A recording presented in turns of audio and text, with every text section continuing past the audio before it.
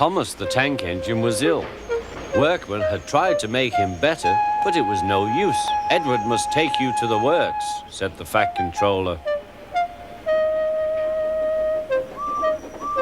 Thomas felt very miserable. Then the Fat Controller spoke to Duck. "I want you to help Percy and Toby while Thomas is away." Duck was delighted. He already knew Percy and soon made friends with Toby and Bertie. Terence the tractor gave him a big welcome too. "Take care of Thomas's coaches," he advised. "He's sure to miss them while he's away." Duck was very gentle with the coaches. Annie and Clarabel were impressed. "Such nice manners," they told each other. "It really is a pleasure to go out with him."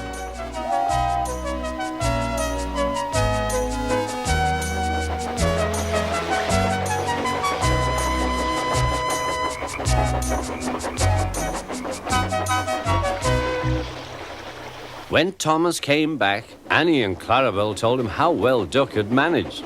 Thomas was so pleased to be home that he soon forgot to be jealous.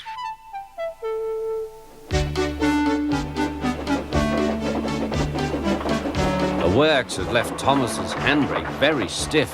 It made his brakes seem as if they were hard on, when in fact they were not.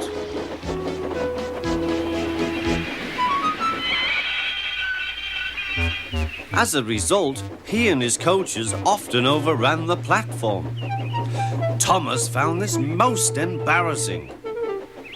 Gradually, his driver and fireman learned to be extra careful.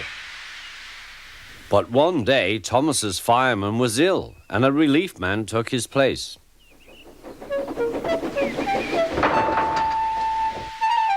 The fireman had fastened the coupling and joined the driver and station master on the platform to wait for Henry's passengers.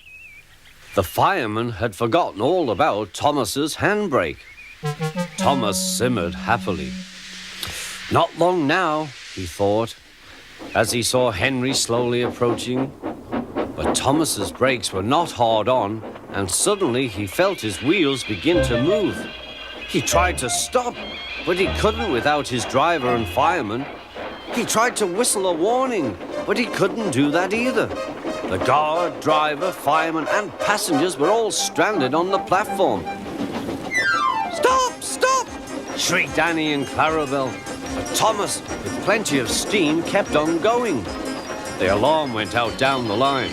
"Stop the runaway!" There, ready for action, was Harold the helicopter. The inspector had made a plan, and together they took off into the sky.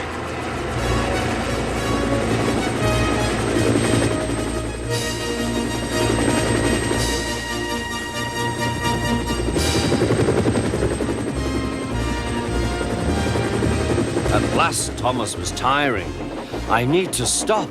I need to stop," he panted wearily. As they neared the next station, Thomas saw Harold land.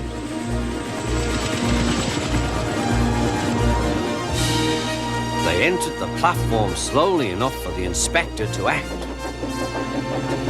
Judging his moment, the inspector scrambled into the cab and screwed the brake hard on. At last, Thomas stopped. Both he and the inspector were very relieved. Then they thanked Harold. "Think nothing of it." "Well, Harold, glad to be of service any time." "Phew," remarked the inspector. "We must never let this happen again, Thomas." Wearily, Thomas agreed with him.